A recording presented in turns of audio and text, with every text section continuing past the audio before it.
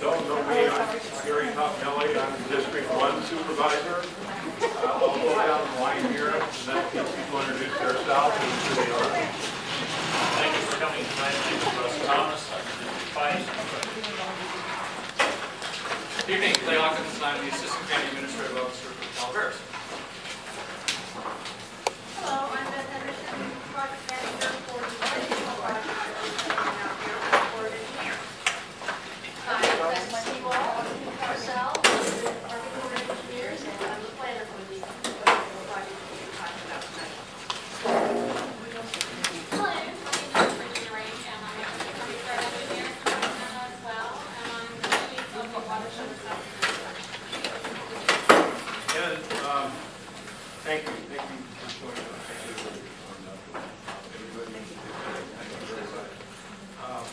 The way we're going to do this evening is I'm going to talk just a little bit briefly about our Cosco Creek maintenance plan and our phasing of how we're going to do it, clearing of it. This is just a clearing of it, brushing of it with hand tools and manpower. And once I go through that, we're going to go on to the core presentation, which is they're going to present where we are in a feasibility study to relieve long-term flooding on Cosco Creek. At the end of that period, we'll have about 5 minutes for people that haven't looked at the maps. We'll get a PowerPoint presentation. We'll look at the maps, we'll come back, we'll have a question and answer period on that phase of it.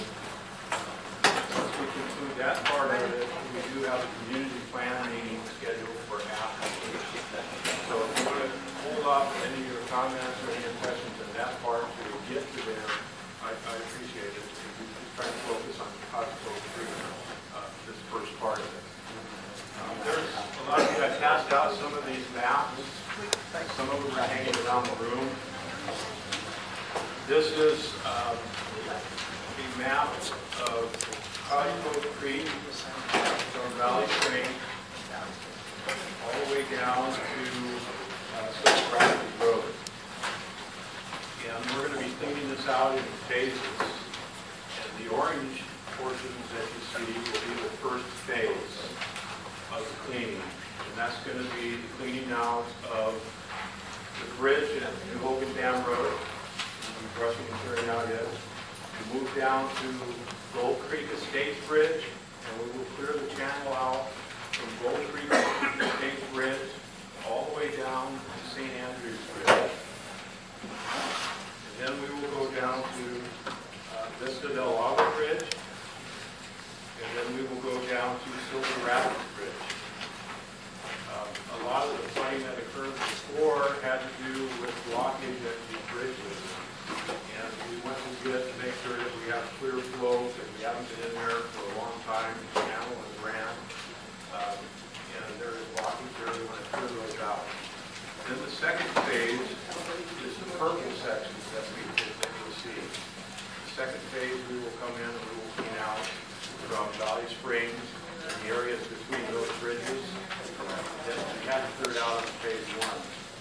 Phase 2 will be Spring Valley Creek, which starts from Highway 12 and comes down and converges down by the Golden Dam Road. Those are the phases that we're going to take. Judy, I want to point out the crew that will be used for that.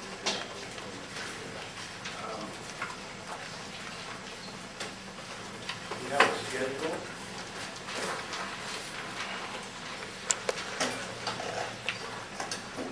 We are permitted to work in the channel from August 15th until March of 2011. We will submit an application on August 13th for our first phase. We will submit an application on August 30th for our second phase, and one on September 13th for our third phase. The work will be done by CDF crews. These are crews that are based in Vallecito, and we're kind of on the constraints of their time schedule because they are actually firefighters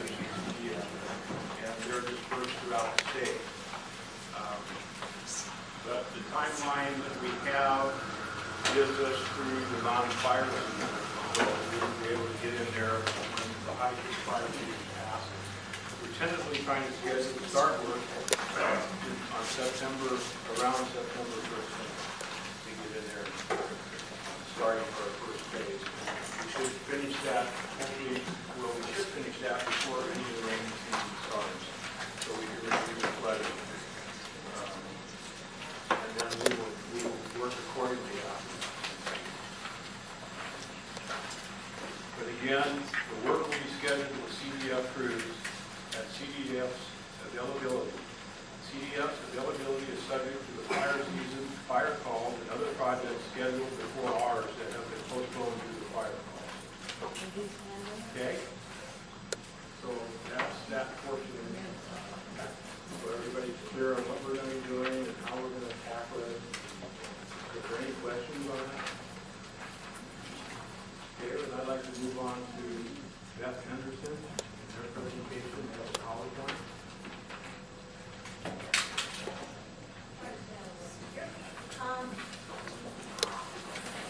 Now, as many of you know, we're out here in December of '08. We came out and we're going to do the flooding on Collinsboro Creek and try to come up with a long-term solution for y'all. So, what we're here tonight to come back to you with is to, again, kind of go over the project again, let you know what our schedule has been, to show you what we've done today and where we're going. And then I'm going to turn it over to Kim, and she's going to talk about the planning process, the status, the next steps, your role as a community, and then we'll go into the questions and answers phase. This is a project that is authorized under a continuing authorities program under Section 205 of the Flood Control Act of 1948, which allows us to do small projects without getting it specifically authorized by Congress. We go up to our headquarters, we ask for money, and we do a reconnaissance phase, which we did back in '05. That shows that there is a federal interest to pursue studying the project, which is what we're working on now. In August of '08, we signed the feasibility agreement, and in October of '08, we received the funds to move forward. And then we received more funds in '09, which we were fully funded on the federal side at this point for the study. And we are working to getting that done. Like I said, in August of '08, we signed the agreement. In May of '09, we were finally able to get the budget and schedule complete. We had to pull together the 64 team and figure out what we needed to do and how much time and money that was going to take. In October of '09, we completed the channel survey. In February of 2010, the hydrology study was complete. And then we worked with FEMA to do the hydraulic modeling, which was completed in June of this year. Now what we're going to do now is we're going to work through and select a plan, and we'll come back to you with another public meeting in January of next year once we get through defining all of our alternatives and all of that, which Kim will explain in the first session, and then we will present our selected plan to you, and we'll write up a draft report, which will go out for public review in July, and then we'll hopefully finalize that in March of 2012, and then we can move on to the design and structure phase of the project.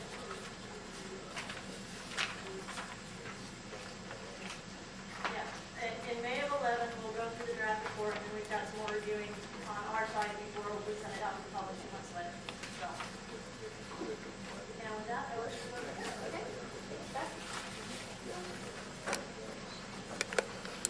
Do the slides starting? All right, so I'm going to come back here.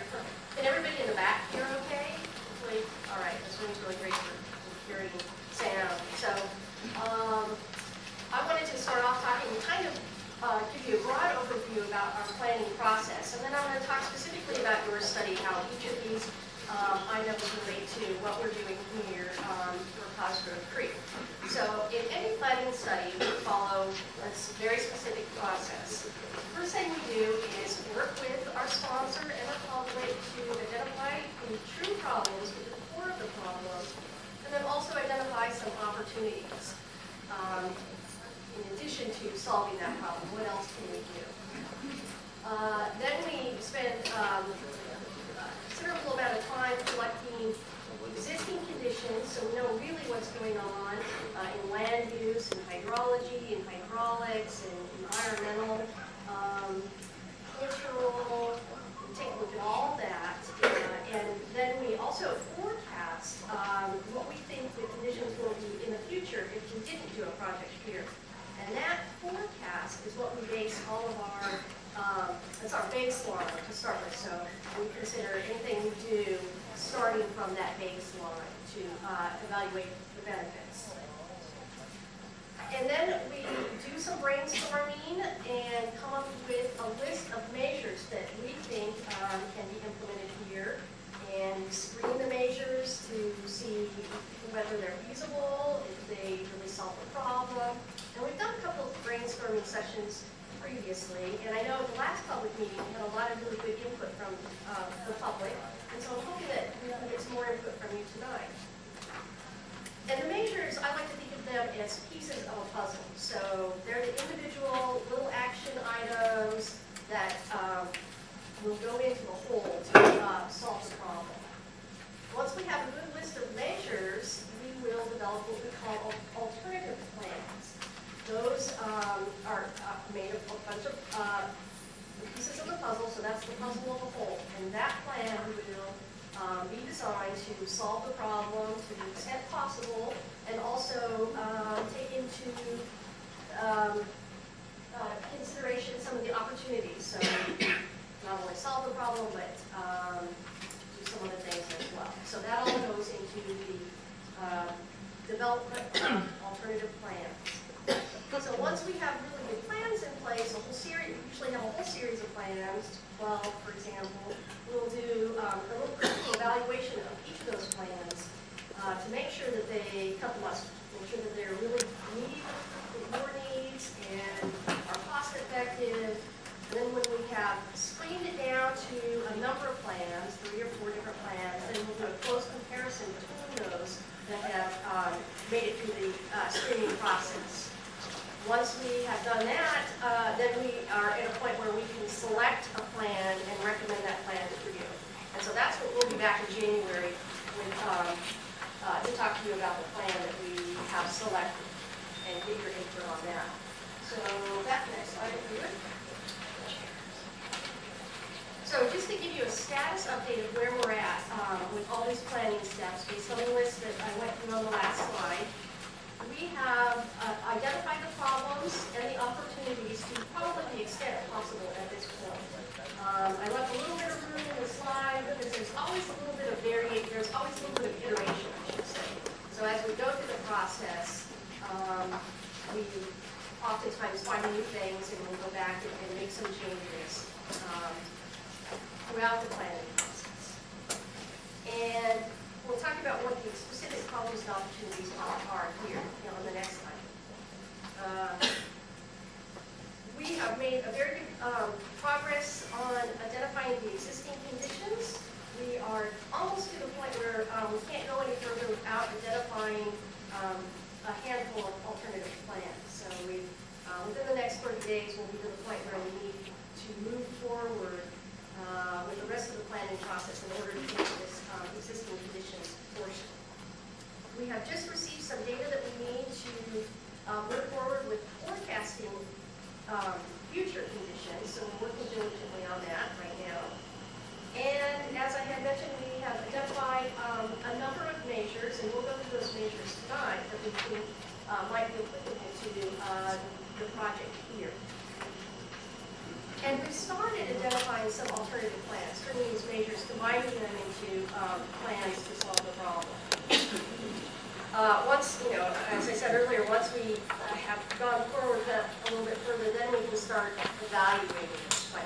We're not quite to that point yet. Next slide. All right, so you're not going to be surprised by this, but the problems here are that the lower two-thirds of the watershed is subject to flooding. And also, development has constricted the floodplains for Custer Creek. So there's houses that have been built right there along the creek, kind of restricting where the natural flow has gone in the past. And the opportunities are, for us, are to improve public safety, reduce your risk for property loss and loss of life, that kind of stuff. And also to reduce the peak flow, the amount of water that's coming down the channel. Okay.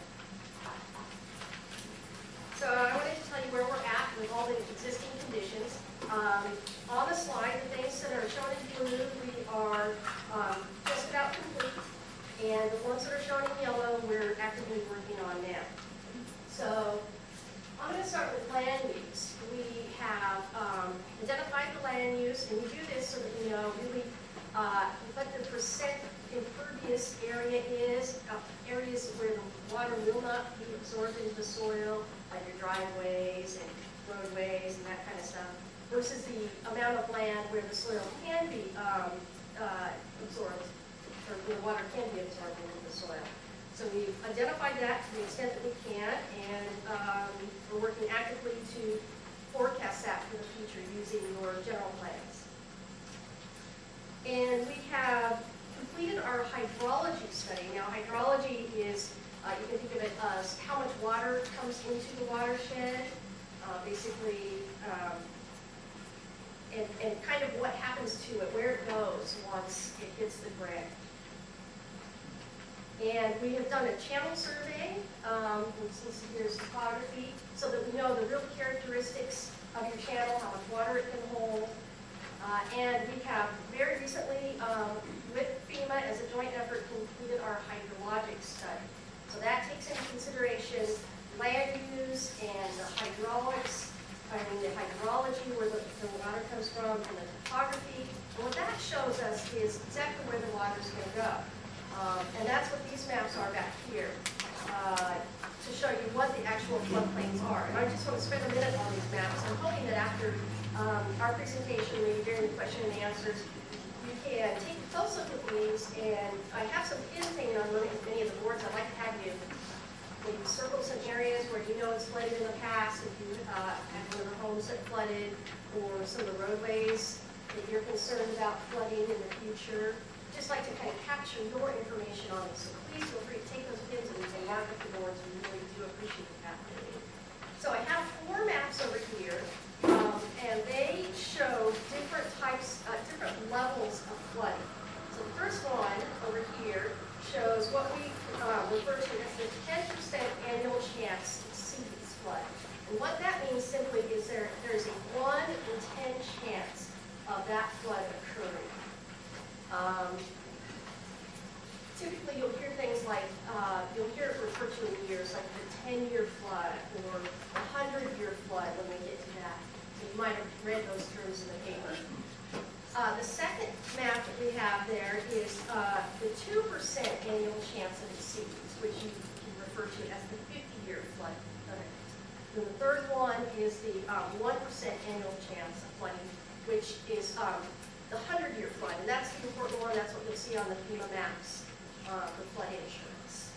And then the very last one is our 0.2% annual chance of flooding, and that's what's referred to as a 500-year event.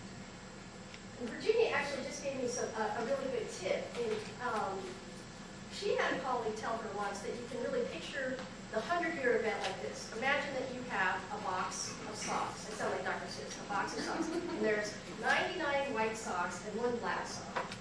And so you reach your hand in the box, and you have a 1 in 100 chance of getting that black sock. And so you put the black sock back in, and you reach again, and what do you get? There's a 1 in 100 chance that you're going to get that black sock.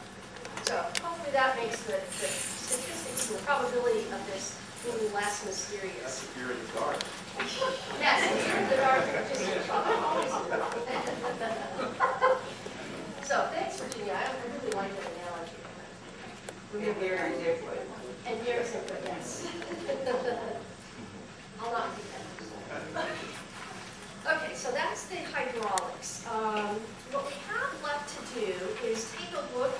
Once we have identified specific geographic areas where we think some change can occur, where we can put a detention basin or where we can raise a bridge, for example, We're going to look very closely at the environmental conditions in that area, the invasive species. We know in general, we have to very closely pinpoint that.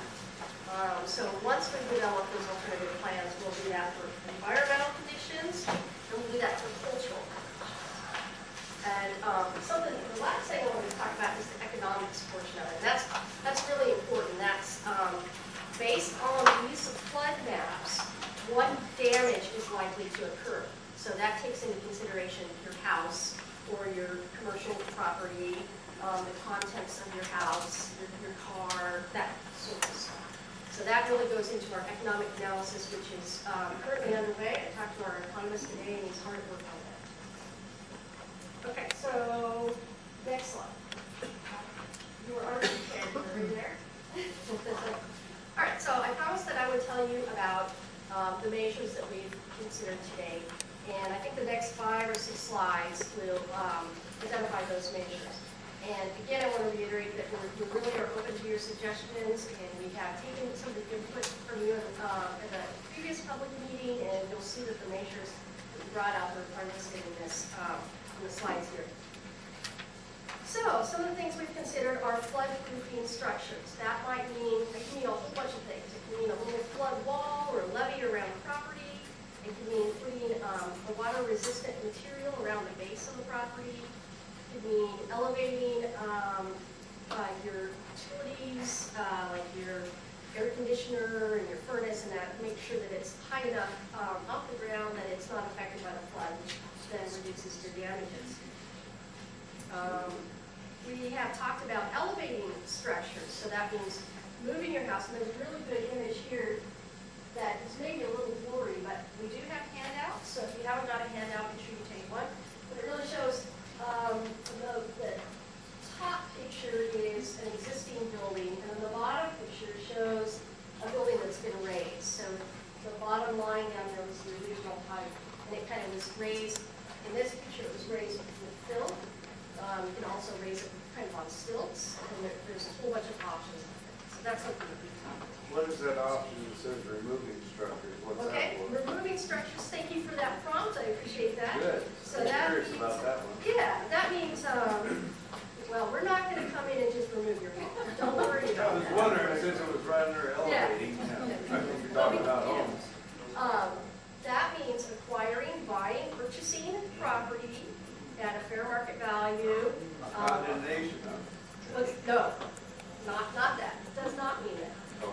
It means purchasing the property at a fair market value, removing the structure that's on it, and then keeping that space as open space, like for a park or whatever. Land basically that there's no risk if it floods. There's no What kind of loss. structures are we talking We're about? talking, in this case, we're talking houses or commercial buildings. And if that's not acceptable, Who it could- decides who's going to get removed and who's not? I think it would be on a voluntary basis for the study. And we're simply not to the point where we've identified this structure is good and this structure is good and this structure is good. So I think though that you would probably say to these folks, don't worry, we're not going to just come in and kick you out. We've heard that one before. Yeah. If you have a question about that, Who would be purchasing the structures? that would be left up to the county. Taxpayers. But, so I'm hearing a lot of grumbling, so that tells me that this might not be an acceptable measure, and it's something that we might have to just take off the plate. Your input really does count. Can I just make a quick Yes. statement about that? What they're gonna examine, and all these are measures, none of these are necessarily gonna happen. What they're gonna do is they're gonna go in, and we all know that there's a handful of homes that flood on grouse habitually. There's 2 or 3 in there that really flood every single year, and right now, I don't even believe 2 of them are occupied. But that's what they're looking at, are homes that are constantly being damaged by flood. Not just go down the neighborhood and see who's the seller. They're going to try to take that percentage away. Those ones that we know are going to flood every 5 years, they're going to offer those people to buy their property. And you're right, that's exactly what they're gonna offer to buy. Right, so it's not, so I just Gotta want be to a clear that takeaway. up. That's the county. right. She was saying the county Or or it'll be funded by the federal government. Okay, the feds. We're were those funds are funding structures that. not approved by the county? I don't to be think they constructed there to start with? And what do you propose? Nothing, I'm just saying, can we move forward and have a comment and questions and answers? Yeah. And that's, We finish the presentation. and Jeff, thank you very much for that. That I think really did help bring things up. So again, it's just one thing that we're thinking of. Not everything that I'm going to talk about here tonight is going to make it through the screening process. So these are just information, so just ideas at this point. Okay, so next slide. Okay, so there are a number of bridges here in town that we have considered raising, and at least two of them are on, is it Hogan Dam Road or New Hogan Dam Road? Hogan Dam Road, thank you. And then there's the roadway in between the two bridges is subject to flooding, and so one of the measures is to raise that road. And there are a number of bridges where the utilities, kind of like in this picture, you can tell, the utilities are underneath the bridge, which really catches a lot of debris and has the possibility of backing the water up as the debris acts as a dam, and then the water kind of comes up on the property. So that's a measure to take those utilities and move them up. Okay, so next slide. Can you go back here? Okay, so one of the things that has been talked about for this project since the beginning, since they kind of initially looked at it, was adding a detention or a retention type of basin kind of upstream of Hogan Dam Road. And the purpose of this would be just to kind of contain some of the water that's coming down and hold it there so you're not getting this big deluge of water all at once. So that's still on the table. We have talked about diverting water, taking water from the channel or from a retention basin and diverting it to somewhere else, like another retention basin or to New Hogan Dam. So that's on the table. So we've talked about a series of, and it says here's drop strips. Let me just explain that. That would be a series of like rock walls, very small rock walls, in a line, in the channel, and the purpose of that is just to really reduce the, how fast the water is coming down. So it holds back the water and calm, it's water calming, I guess. They say traffic calming, right? Water calming. So that's something that we're considering. Okay.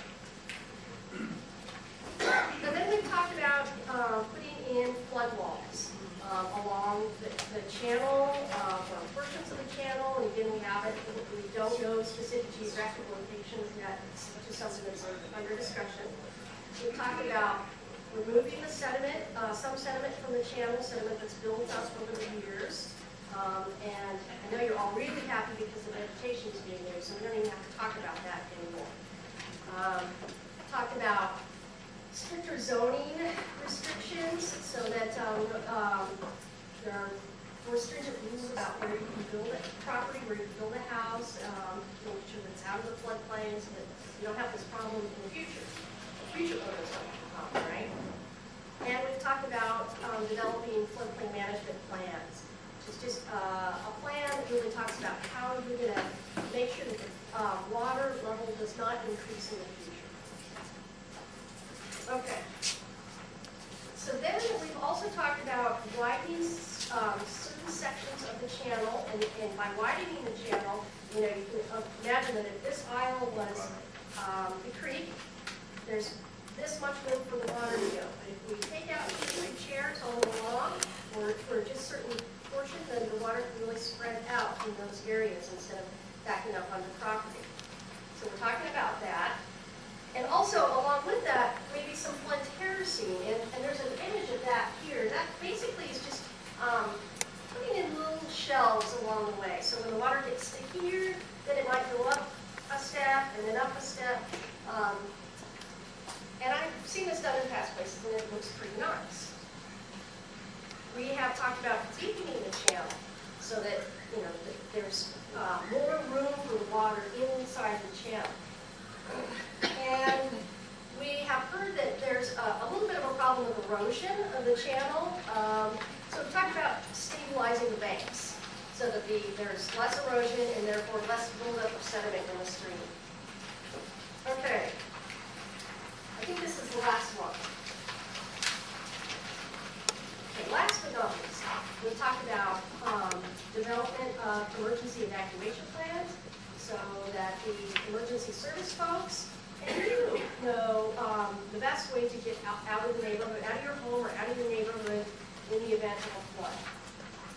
And along with that, we've talked about a flood warning system so that public service people can maybe put up the barricades to close the roads sooner or notify you sooner that there might be a problem. And my very favorite is some type of education campaign so that you get information on what are some of the cues you should watch for, some of the things that you do, what might you do for your property, your own individual property, even if it's not, in this floodplain, what you might do to protect your property from floods in the future, that kind of stuff. Tell your county supervisor not to approve the flood zone building. What's that? Tell your county not to allow permits for houses to be built in flood zone. Yes, For the last 30 years. That really goes back to one of the other slides, doesn't it? Okay, so those are all the puzzle pieces that we have talked about so far. And as I said, it's an iterative process. We will continue to add them if they, as they become apparent to us. So now putting the puzzle pieces together into a whole plan. I've titled this slide "Example Alternatives" because we're really not to a point where we want to come to you and say, these are the 4 or 5 things that we're considering. But what I want to say are these are the type of things that we're considering. And certainly these and then others that will be a little bit more complex than what I've listed on the slide here. So in any planning project, we have to consider a no-action alternative. That means we have not been able to identify something that's going to alleviate your problem in a cost-effective manner. That is acceptable to you.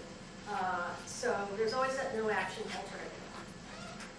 We talked about stabilizing the banks in certain locations and doing some minor channel work, maybe some flood terracing, maybe something a little simpler than that. We talked about adding a detention basin on the other side of New Hogan Road and maybe flood walls down the channel. We talked about diverting the water out of the channel to perhaps New Hogan. And we talked about acquiring, a combination of acquiring a few pieces of property, elevating a few pieces of property, and then flood-proofing some other pieces of property. And we talked about the combination of raising some bridges and moving those utilities up. And then implementing a flood warning system and developing evacuation plans. So that's really the types of things, the combinations of things that we're looking at right now. And we're in the beginning of this, and we're continuing to add to these. So I really encourage you to share your ideas with us, and we'll talk about how you can do that a little bit later. So what are the next steps for us? The next steps are that we're going to finalize our alternative plans and evaluate them very closely. And as I kind of alluded to earlier, we'll make sure that the plan is complete, that it has all the necessary components, that it really solves the problem. The last thing we want to do is put in something that's really not going to make a difference. And also achieves the opportunities that we've identified. And it is within the constraints. It's legal, it meets policy, that kind of stuff. And it's cost effective. We don't, we certainly could come in and build a giant dam, but there's probably not that much money. So we want something that is, will give you the best bang for the buck, basically. And the best bang for the buck is what we call the NED plan. That's the National Economic Development Plan. So that's where the money comes into it. That's the plan that's the best investment for the nation. And nationwide, we want people to be safe. We want people to not lose their property and their valuables. So we take into consideration what we call benefits is what you have on property. So the amount that we're able to reduce your loss, the loss to your structure, your home, the loss of your contents of your home, and all that is what we calculate to determine what the benefits of the project are. And then we determine, we have a cost engineer. And so the cost engineer will determine exactly what the cost is for the project. And we will find the alternative that maximizes those benefits over the cost. Basically, benefit cost ratio. And that has to be positive. It has to have more benefits than cost. So that makes sense. Okay, here's what we're hoping you will help us out with. This is your role in position if you choose to accept it. Provide comments to us on the measures that we're considering and the alternative plans. If you have some ideas, we really want to hear them. You can do that by telling us during the question and answer. You can do that by, I think there's some comment cards over here. Do you have comment cards? There are forms that they can fill out, Forms. And they can write down the comments. yeah, write down your comments and get them to us, or I'll give you our contact information. You can call us or email us. For some reason I didn't put our address. Does anyone use real mail anymore?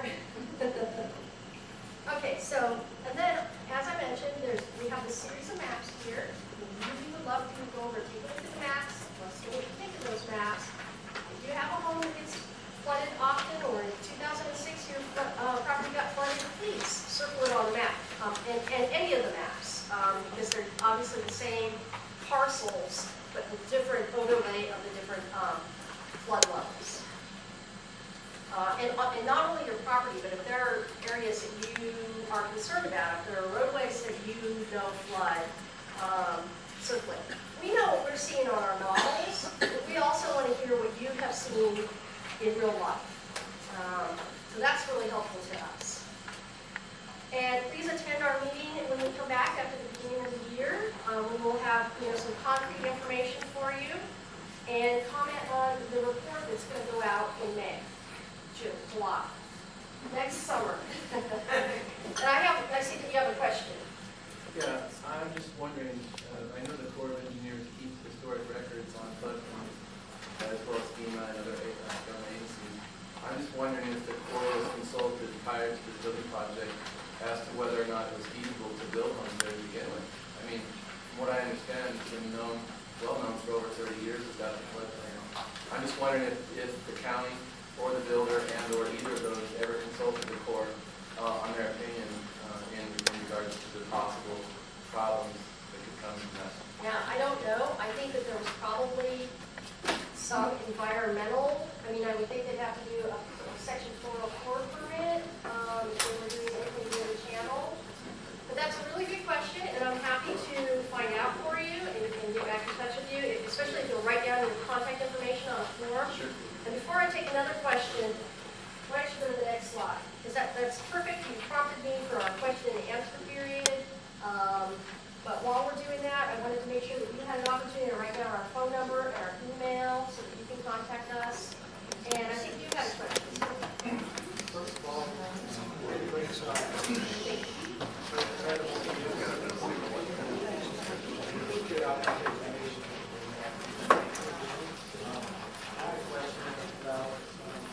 studies that have been done so far, I don't know how concrete they are, surveys, information, etc. We recently had a well-known public employee decide that they were going to expand the flood zones in this area with some. And what it did is it triggered a lot of property owners having to get physical elevation certificates to prove that they could get insurance. And it impacted their property values and impacted their lives, and that they had to rush to do this, their loans, which is a difficult time right now as far as keeping loans. So this is a highly damaging thing that's and in order to counter that, it seems to me that you guys have some information right now that would be really handy if we could get a hold of that information and the property owners could just access it and quickly get their elevation certificates directly from the boards of and offset that whole dump pen fiasco. Okay.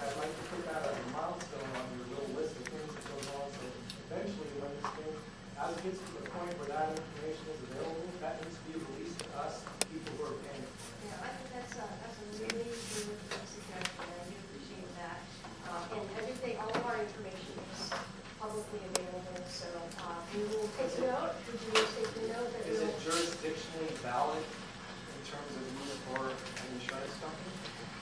And can we put that on there that it needs to be? Because, you know, we're paying for it, and there's no sense in someone else having to redo that project and take on the liability for it afterwards. Do we have... And we could quickly get rid of this problem that was caused without anybody having to pay extra money. So I think what we need to do is check with your floodplain administrator and make sure that if we have done, I don't know if we've done elevation certificates for different properties. If we have, we usually check with your floodplain administrator to make sure they're applicable so that you don't have to redo that. So that's like an internal process between you and us. Yes, so. And then we need some kind of notification of the public at that point where we can alleviate this $1,800 or whatever it costs. All right. Possibly get their insurance back and people want to apply. So we will talk about that in our next meeting. I don't know, I can't promise an outcome, but I promise that we will talk about it. That's great. Thank Thank you very much. You too. On the creek itself, do you have a hydrologist that currently knows that if CFS flow rate starts to cause flooding problems along the creek, like an end-of-year flooding? Secondly, do you have someone who knows what it would cost to build a small lake, install a diesel generator and a pump that would be capable of holding Cosgrove Creek's flow below that 100-year level over a certain period of days of pumping it in to New Hogan, so you can get rid of doing a lot of the other stuff that might need to be done? Yes. The answer to you is yes and yes. You do. We do have a hydraulic engineer, hydrologic engineer, somebody, could not make it tonight. She had a family emergency, so I can't tell you what the CFS is. Yes, we do know that. I have determined that at this point. We do have a cost engineer who, when we tell this person this is what we're looking for, we want to do this, we're talking basically a retention basin. Sounds like very similar to what we have been talking about. What is that going to cost? And we have some preliminary costs for that. And I don't think I have that in a little bit, but we certainly have to look at the US that. And I would like to mention this. We've been out there about 30 years, and it's been a lot of flooding. But one of the problems that we have seen, and I know the Corps of Engineers have complained about it, because New Hogan is a stream bed reservoir, and we don't have snowpack behind it. So across the country is Congress has said at a certain time of year, I think the range is 8 days, the dams have to release their water. So what happens is there's a great percentage of time because this county doesn't go along with this. What happens is they are releasing water to lower the dam's capability of holding water. At the same time, we are having massive amounts of water rain. So what happens is Cosgrove Creek is almost completely overrun. And if the Corps of Engineers do this, we could give them the capability of deciding how much water they feel will be coming in. And certainly not release it by the time we are having major rain come in. Because it really does flood. It goes all the way down. And this is something that really needs to be looked into because it's going to be water. Where this is going on, but then it's going to come in off the cycle, it's going to be 11 to 14,000 acre feet. And they're added to it. Very phenomenal. So this is a problem. Right, and I think that's a really good point. And I know reservoirs throughout California face that problem. It's a real art and a science to know, to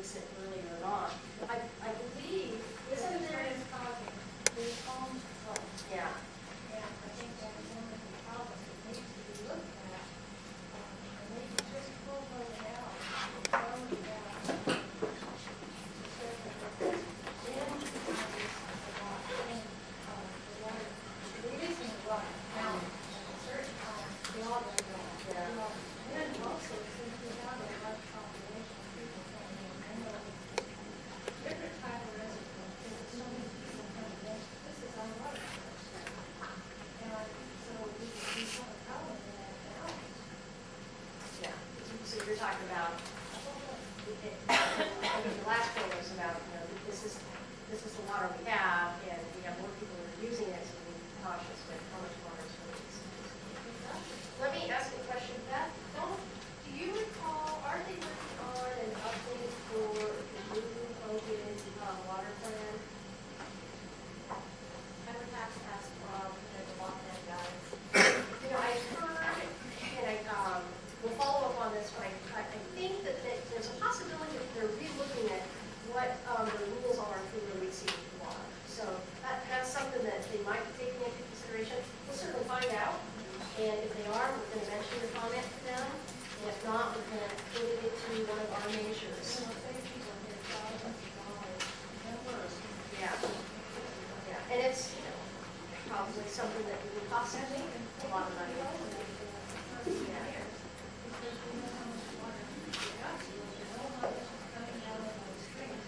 Pardon me, Madam Chairman, but nobody could hear me. Yeah, that's why I was raising my hand, because I'm not exactly sure what she's... Okay, so what she's saying, and I'm just going to move back here if that's all right. What she's saying is that she would like for somebody to look at how the water is released from New Hogan Dam. Why is it always released? Maybe there's too much being released. Maybe it's being released while the creek is high, causing additional flooding. Excuse me, does New Hogan discharge the Costco Creek or the Costco Creek watershed?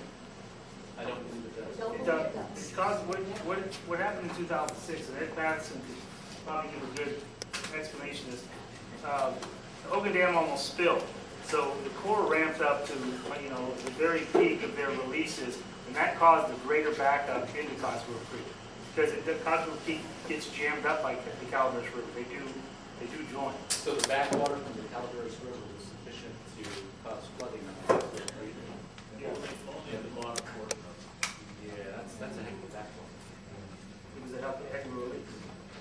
And her other point was, we're kind of, we need water. Why are we, we might need to store water instead of release water. So my answer was, I think that they're looking at the water management plan for New Hogan Dam.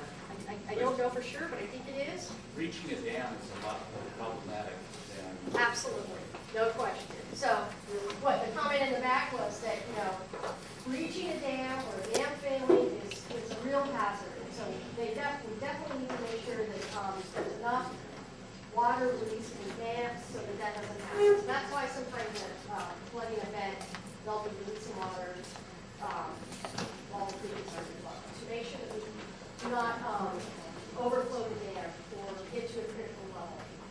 Dan, I think you had a question.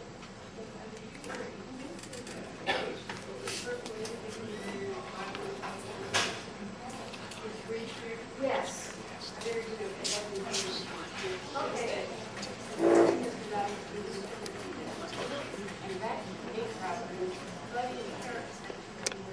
Okay. Right, I've seen those, yeah. Okay, good. Yeah, all right. I've definitely been to that area. I know exactly where you're talking about. Okay, good, thank you. We have a question in the back. Okay, sir, I'm sorry if I was ignoring you. No, you weren't. I got here a little late. Did you discuss the issue about the red-legged frog? Your procedures here and all of the repairs look like it's going to disturb those critters. Well, we did not talk about that. I was going to avoid that completely. No, I'm joking. Yeah. We are very aware of the red-legged frog, and this gentleman in the back is asking if we take into consideration the issue with the, is it endangered or? Nobody's ever seen one up here. Okay, so, yeah, so we have to protect its habitat, whether or not it's there. So there is an area that's designated red-legged frog habitat. I don't have that map with me, but, so we won't do something in that area.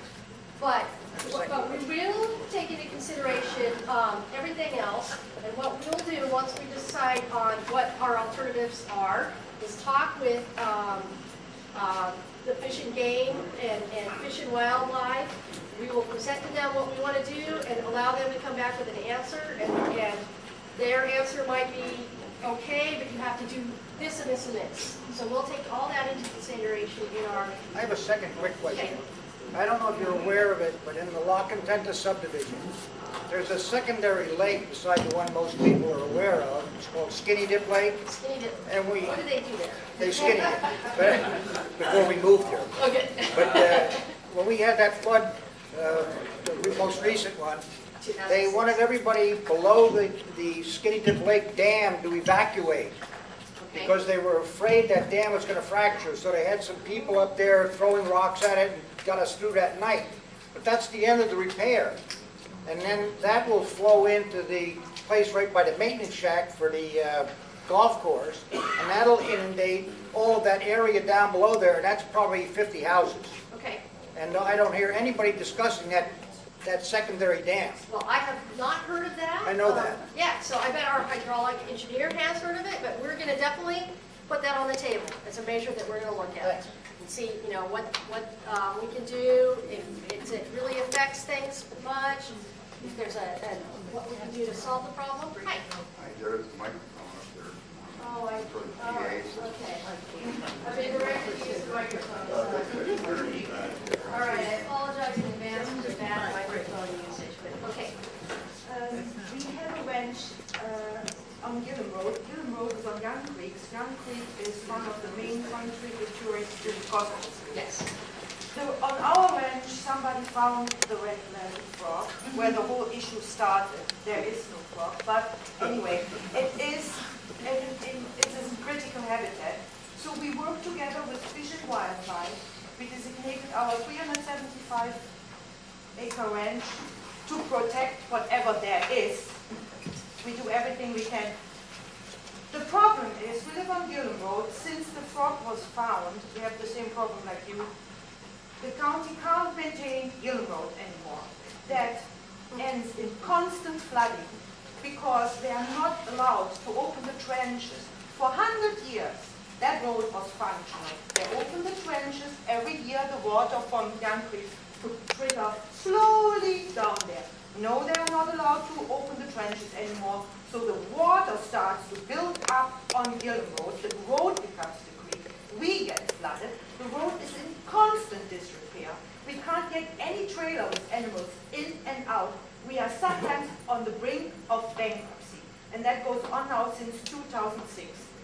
Besides all our effort to prevent and to conserve and do whatever we want to. We try to contact Army Corps of Engineers. There is nobody who ever contacts us. The mailboxes are always full, always. We can't even leave messages, even if we wanted to. We got stuck on that road. We are so desperate. And now I have to hear, in my opinion, you're doing nothing since 2006, then evaluate, making plans. Everybody in his right mind can tell you when you open trenches or you don't live in floodlands, these problems don't occur. If you remove the vegetation, maybe for an interim solution, the creek would run and not flood. There are little measurements, they cost not that much money. But all I see is you planning and planning and planning They're here and to help planning. you. They get flooded, we get out of business. I can't even tell you how upset I am. You're not even on our planning phase. Right. And I hear what you're saying, and I appreciate that. I know that it does take a long time to get through the planning process and get the money, the federal money and the county money to do the planning work. But Actually, I would like doing to the best that we comment can. on what we work together with Fishing here with cement, and they don't have any problem with the county maintaining the road. It's just Army Corps of Engineers. Okay. That's taking jurisdiction of the road, designating the road as a wetland. And they say that's not wetland, it's a gravel road. We work with them, we have fenced in the whole Young Creek on our ranch, on both sides, to really have critical habitat there for the red-legged frog. There is no need to not allow any maintenance on a gravel road. Okay. I really appreciate that you're bringing that up. And I would like to get back to you on that, because I don't have an answer. I'll have to talk to our regulatory department, but we'll do that, and we'll get back to you. So my mailbox is not full. If you will send me an email, or even write down your information on a comment card so that we can get back and get in touch with you and get you an answer.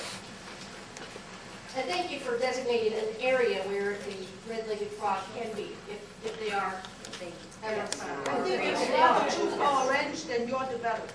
Okay, so, sir? That area was approved on a regular basis to monitor what problems I think maybe some low-level flooding might be taken care of by that. I'm not an engineer, so I don't want to give you an answer. But I think that maybe not the big floods are probably what many people are probably what are flooding homes. You might have to wind up losing There you go. So we're going to have, the next community event is going to be capturing the red-legged frogs so that we can move them together. Now, I remember years ago when before Cold Creek Estates homes were built, back up to that portion of the creek, when they just cleared out all the debris. But then I thought they stopped doing that because of the frogs. And they couldn't clear it out anymore because they couldn't disturb the frogs. yeah. That's what I Was that the Gold's Creek Estates? Is that what you said? Yeah. And I don't know for sure what the history is there. And I know that they had to stop doing some work. And I know that the vegetation issue was, kind of stopped because there might be red-legged frog. So we're making progress. There is progress. At least some baby steps are being made. Sir? The history is the county provided workers to clear that river, and the EPA showed up and told them to halt and cease and desist. Yes. That's the history of it. That's what I thought too. And I'm not sure if they just didn't do something right. They didn't want paperwork, they didn't write permits. I don't know. Sir? I actually have three questions there. The first question I have is, how many areas has development restricted the creek yet? Because one of your, on your screen up there, was one of the comments that you made is been restricted. How many times has Cosgrove Creek flooded when the ground was not saturated, and if there's been any studies on that?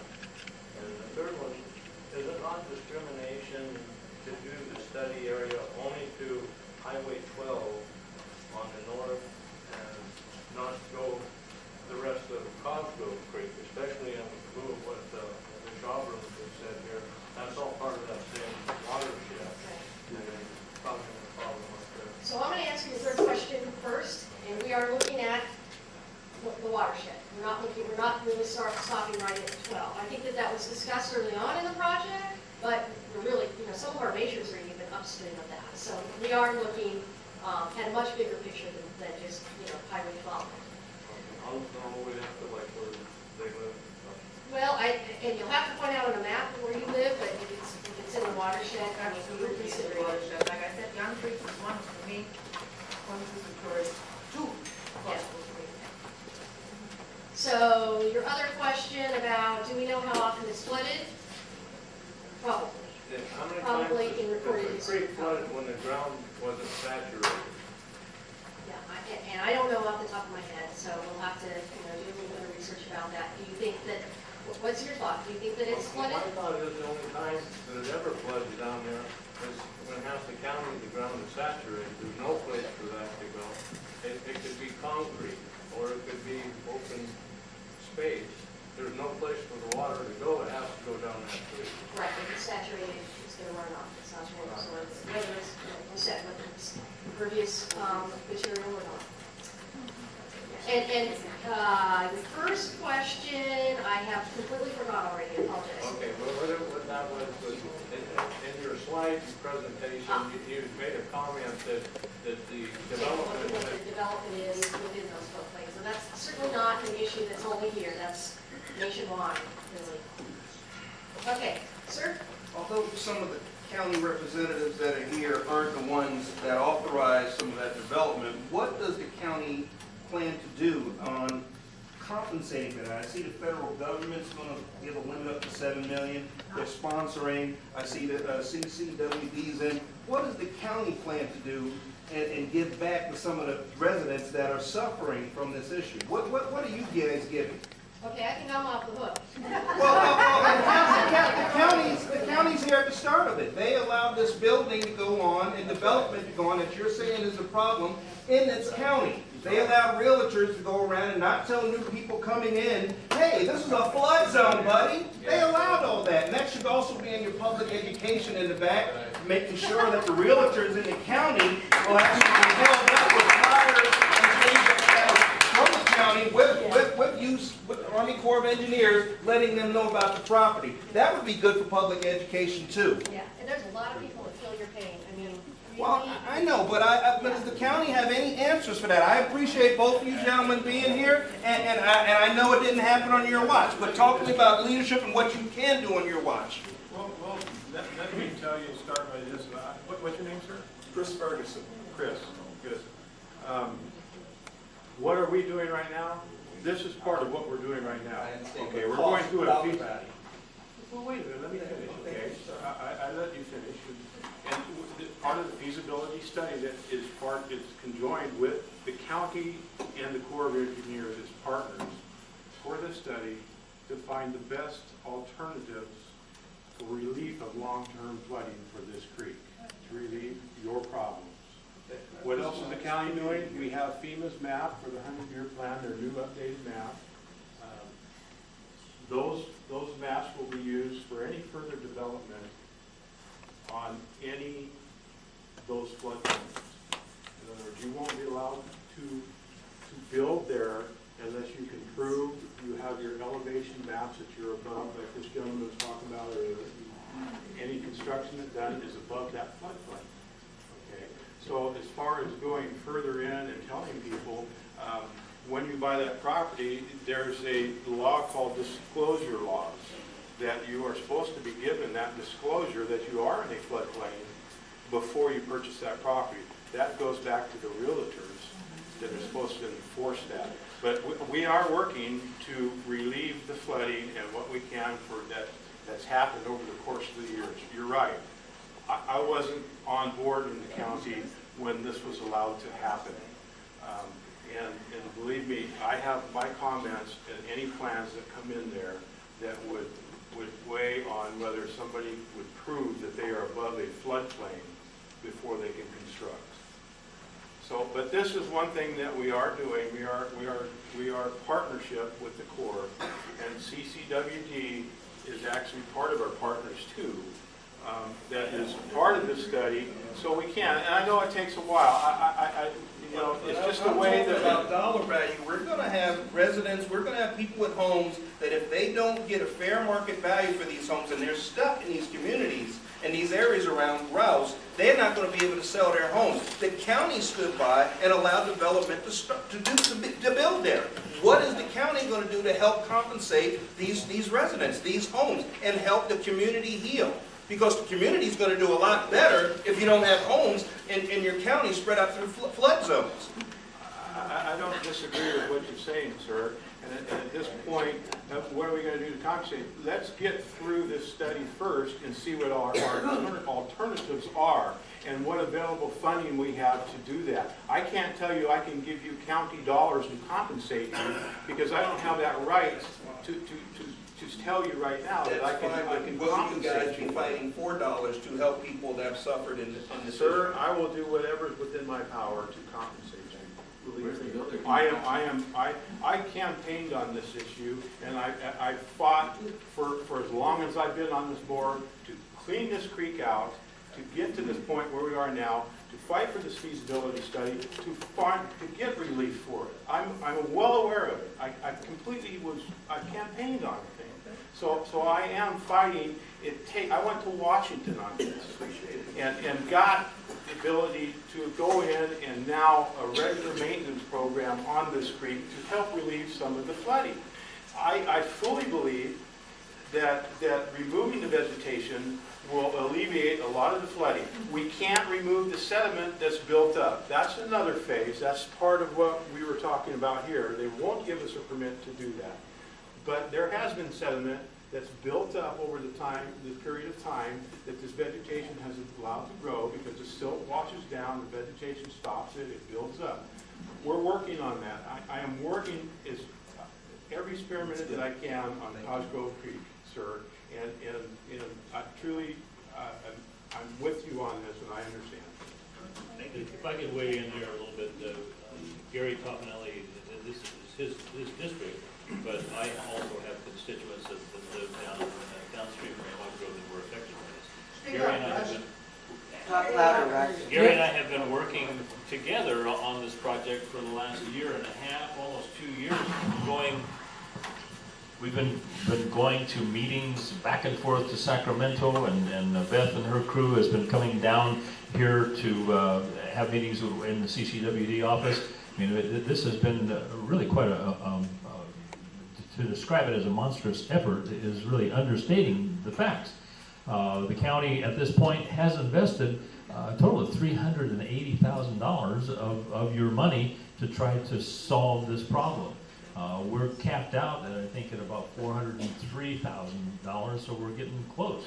So we're going to have to get this thing wrapped up and get some solutions identified, and we're committed to doing that. One of the things that became kind of a surprise to me is that at the onset, I was thinking that weir that we've discussed at Hogan Dam Road and elevating that road there would impound enough water that it might solve the problem, at least in part. But the last meeting that we went to, the hydrology report was such that it showed clearly that the volume of water coming down in these peak flows would fill that up in literally overnight. So then you have the water flow coming down and running through or overtopping that facility that would be building there.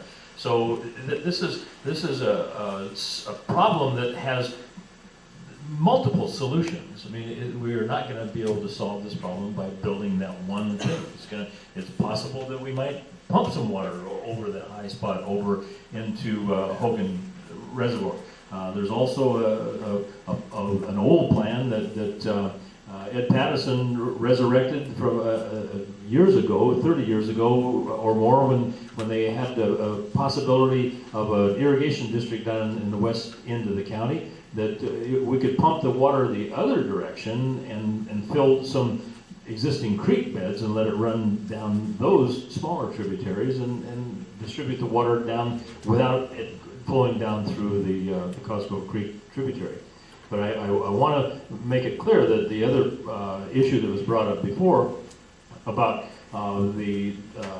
letting the releases of water from Hogan Reservoir contributing to the upstream problems. I mean, it's completely illogical that if you have the gradient of Cosgrove Creek coming down and down and down 3 miles, that raising the elevation of the river 30 feet or whatever would affect the flooding 3.5 miles upstream. It's just not possible to do that. So it did create some problems, and CCWD had to raise the pumps up and everything at their pumping plant down there, processing plant to Russ, yes. We're not saying it goes 3.5 miles up, but if it's a 30-foot tall wall of water, it's going to raise Cosgrove Creek 30 feet. You got to run that 30 feet back quite some distance, so it will back up and impound water. Well, I'm acknowledging that down by the Silver Rapids, I think there's homes down there, isn't there? Well, of course, yeah, and I didn't see it with my own eyes, but I understand that the water was running 2 feet over the top of Silver Rapids. I'm also very aware that if you look underneath the bridge at St. Andrews, that there's a 12-inch, it looks like a sewer main to me, it was pictured. The water comes up to the bottom of that 12-inch pipe, and it will immediately rise 12 inches until it overtops it, and then there's a very short distance between that and the bridge. And Gene can tell us all about what happens when it goes over the top of the bridge. So I really want to reemphasize that neither Gary nor I were here when these problems were created. We want to be part of the solution. We won't take any responsibility for being part of the problem. On those issues, you guys were in college when I started doing that. Let me just speak up for a sec. These guys, it's true that they're not the ones that we can affect any kind of change tonight with this. The long-term solution is what this meeting is about. The short-term solution, there are a lot of them here, and it's kind of upsetting, obviously, and that's why you're kind of feeling a little defensive. That's your job, so that's no big deal. So the point is, there are some short-term solutions that you can do that you can alleviate that guy's problem himself. And you can direct county council to help us struggle with those kind of issues where you won't do anything, you know, or someone calls Army Corps of Engineers and on their personal time doing something that's just for their problem, and you can help out. The county can help out with that. You can carry that ball for them to the Army Corps of Engineers with a little more effectiveness and alleviate that stress for that person. Let me talk, all right? You get plenty of time to talk, all right? The other thing you can do is public works. You got guys going up and paving Banner up in Railroad Flat. It's a one-lane road. It goes to one person's house. They paved a mile of it. Why don't you put those guys to work down here? Why don't you send them out when someone calls the county and says, I need some relief right now, I need sandbags, I need something going on, put those guys to work. And you can do that. You can move resources around and you can direct efforts in places that people need them. And you can respond to people instead of to your pocketbook or to the next thing that's coming from Sacramento or how you're going to get your next funding break, all right? So you could set up something during the rainy season where someone answers a phone and we send a crew out right now. You got trucks, you got people, they're driving around Arnold, plowing the roads for a whole day when it's sunny out there. Okay? It's wasting money and you can redirect those resources and that is your responsibility today, now. And it's a short-term solution before this thing goes into effect. And that's what the upset part is about here. You guys aren't doing anything right now that we need done right now. You aren't effectively working for us, the taxpayer, the people that live here. And that's what we want.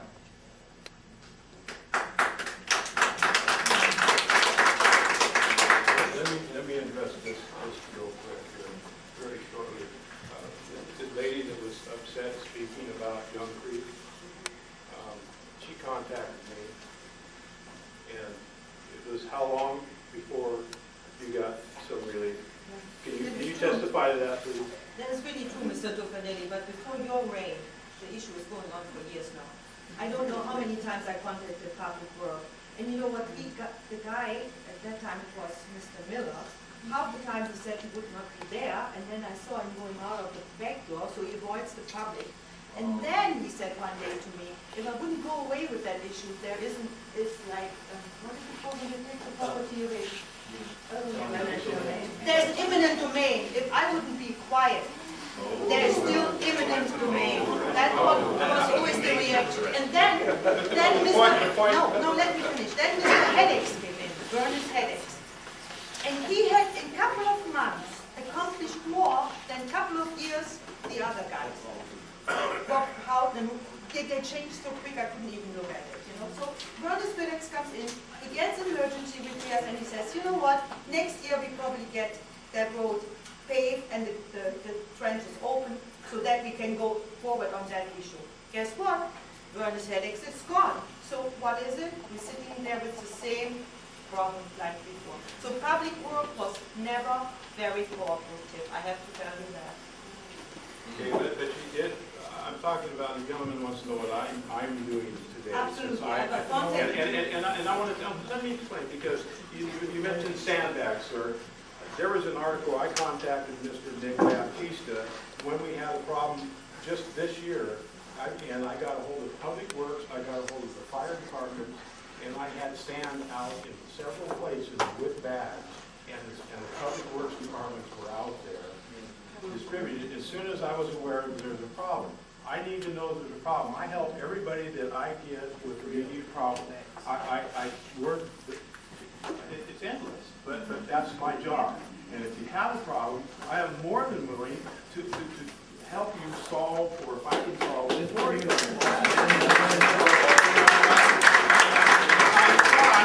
I thought to clear this creek. Believe me, it was agencies that I have no jurisdiction over. I don't have the power to tell a federal agency what I want to do. I have more than anybody else in this room does.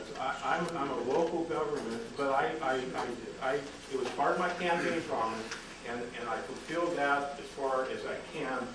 I'm working on long-term solutions for you. So I believe that I do address when I have contacted problems, such as just recently, when it was brought to my attention, it was 3 days ago, Public Works went out and replaced their culvert today for them.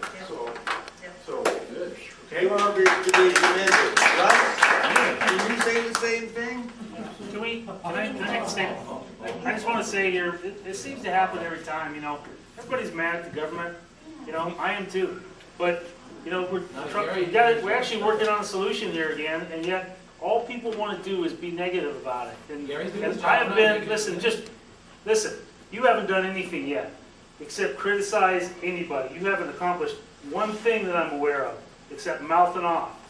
You're probably the culprit behind this, so just back off. He's paid for it, sir. He's paid for it. That's what he's doing. Okay, whatever. But let me just say that we still have to finish this project.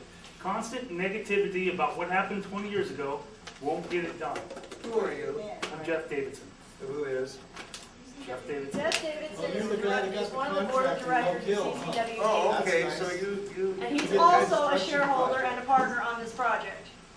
Right, I understand you're part of the water district. Mary, Okay, let's answer Mario's question. She's had her hand up. I had a practical solution. My husband and I own a rental property that flooded in 2006, a condo on St. Andrews. It cost us $25,000 to restore the condo out of our own pockets. So I have a vested interest here for sure.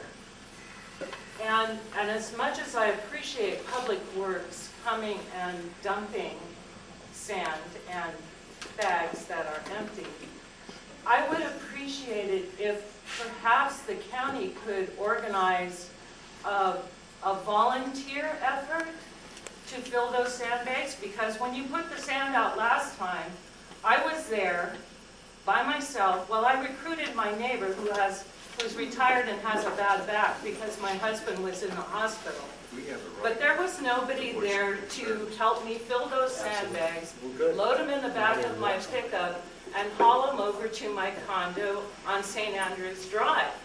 It seems to me it would be pretty easy for the county, Public Works, or our supervisor to step in and encourage community groups to organize some kind of a volunteer brigade to help the people that are impacted by the continuous flooding of Cosgrove Creek. And I do have one bitch, I'm sorry, Jeff, but I think people are a little skeptical of the county, because, for example, when I called environmental health and asked them to come out and test for contamination in the water that flooded our condo because there was raw sewage in it, they told me to go hire a private lab. And when I called the State Office of Emergency Services for help, they told me we can do nothing unless your county appeals to us first.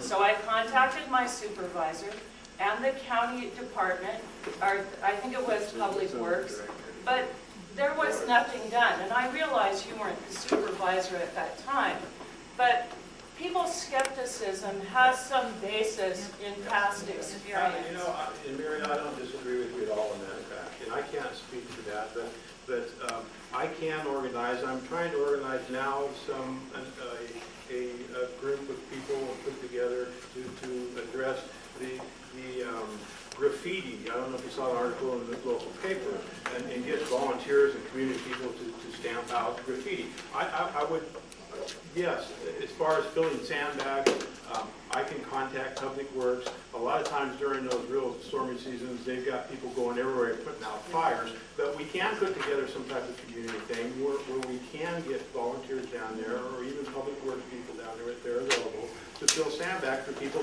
You're talking about people that are disabled that are sitting there, but they can't fill sandbags. I agree with you completely on that. And I will do my best this year to try and get something organized to where we can address that and we can have them available to pick up. If they can get Public Works, if they have the availability of people to get them filled and stacked there so they're just already filled and ready to go for people, that's great. Absolutely. Barry? Thank you. Yes. That last time, just this past time, when we had them available, they were full. I don't know when they weren't full. They were all stacked up. They weren't for me. Well, what had happened was I contacted the fire departments, and I can't speak of all the areas. Maybe the one she was talking about was in front of the jitters. Maybe the one she wanted. There were several places. At Vista del Lago in 26. By the Shell station. Yes. Yeah. So I can't speak, but I did contact the fire stations, and they did have some volunteers putting sandbags together. So, but you know, it was spotty. So, but I do agree with you. Yeah, yes, Peter. I can understand, I can appreciate that you guys have to go, especially at the deal with stuff that happened before. And you mentioned that you dealt with state and federal officials. Yes. What I would like to know, maybe, I'd like to have names, rank, and serial numbers of those federal officials. That would be good. Because I know you're rich and famous, but some a-hole like me or some other people around, we can raise some hell, maybe a little bit more, get a little bit more response, a little bit more publicity. There's elections coming up, and if you don't get those people, unnamed people, we may be able to help you to put them in a spot, because you're taking a whole brunt of it. I can appreciate it. I've been in it. Well, that's fine, but you know, I went to Dan Lundgren's office. I spoke to Dan Lundgren. I spoke to Dave Cox while he was alive. And I talked to him when we were back in Washington. I went to Boxer's office. We went to Feinstein's office. We went to actually the Corps of Engineers main office there in Washington. Who did you talk to at the Corps of Engineers, sir? The gentleman that we spoke to, I don't remember his name offhand. Beth might know who it was. It was the gentleman I don't know offhand the gentleman's name. I have his card. I can get you. Okay, no, one of these days I would love to have those names and rank and serial number, because if nothing else, we can make their life miserable, just like their inaction made a lot of people in Valley Spring. And you guys getting... comment that he should back off. I don't appreciate that. Yeah, that's why I wanted to know where you were. Okay, And, all right. and you need to really control those people. The other thing I want to mention is, you said, both of you have said that you weren't around when the developments were approved, and that's true. We're talking about, I guess, Gold Creek and Lock and Tenant. That certainly is true. And you spent the county spent $380,000, I think the number was, in efforts to resolve this problem. But at the same time, counterproductively, and I'm sure you recall this, there was a development proposal before the board about 10 months ago on the corner of Hogan Dam Road and Highway 26 that backs right up to Cosgrove Creek. It was about 13 acres. 10 acres of it's being paved or it's got roof area on it. It all runs into Cosgrove Creek. It's been more than 10 months. And if you recall, I was there opposed to that approval of that development because of the increase in runoff into Cosgrove Creek, exacerbating the flooding problem, and yet both of you voted for that project. Which project was that? Because The one with Guy Myers, Floyd's I area? was not on the board. No, sir, I was not on the board. You were not on the board?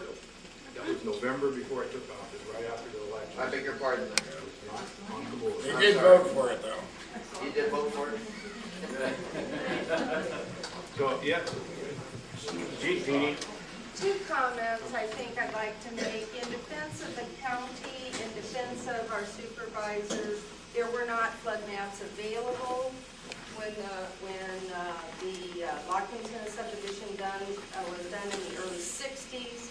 There was not flood maps available when Gold Creek was originally developed.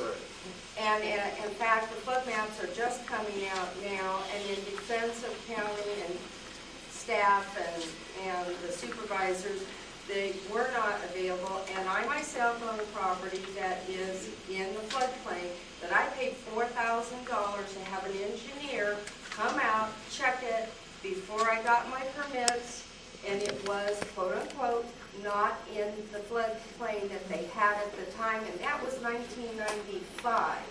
So the flood maps that we have today are completely different than what they were a few years ago, 10 years ago, and certainly 40 years ago. Okay. Alice, can you speak to Hold- flood maps 40 years ago? Hold on one second. They're getting ready to go, so if anybody, before, I mean, we can stay and talk, but is there any more suggestions? Yes, John, that they can use in their modeling that might be effective, that anybody has? And then if you can, get up, and if you mark on these maps, it will truly help our feasibility study, because we're relying on modeling and FEMA maps, and you people that are here, that are in there, have the information that you lived through. So if you can please mark those maps for them, and put the years that you have on there. So, yes, John. Three items. You're going to be back in July, I think you said? January. Could you possibly bring down the cost estimates for taking care of fixing up the Logan Dam Road so the water can safely go under? How much it would cost to put in the retention pond and the applicable size pumps, and the cost of a monitoring gauge across Providence Road so that it would send a message to the Corps when Cosgrove starts getting up to the first flood level stage. I know we ask questions you don't have answers to, but if you brought those cost things down, we would have an idea what those type of things would cost. Okay, we will, she's taking the notes down, and we'll look into that, and we should be able to do that at that meeting, yes. Thank you. Any other comment? Yes, ma'am. Hey.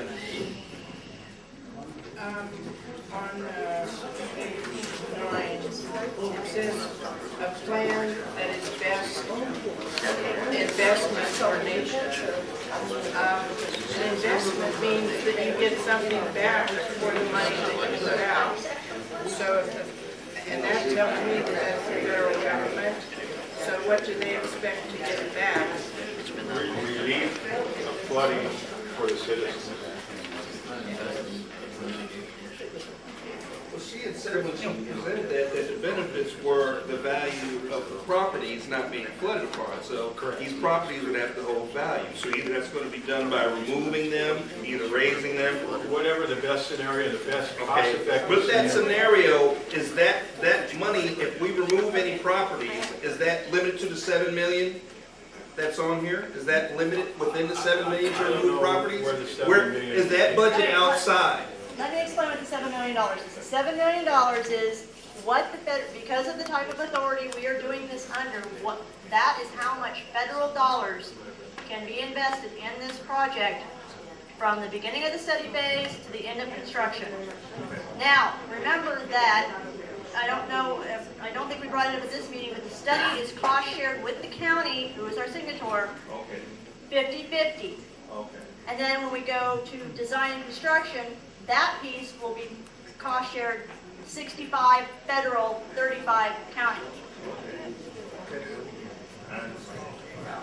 I want to thank you all for being out here. I appreciate the passion in this community.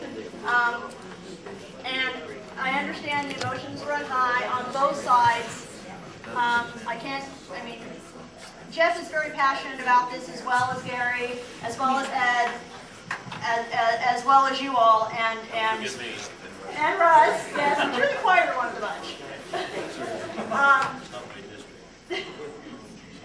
And we are truly working to do what we can for y'all. Thank you.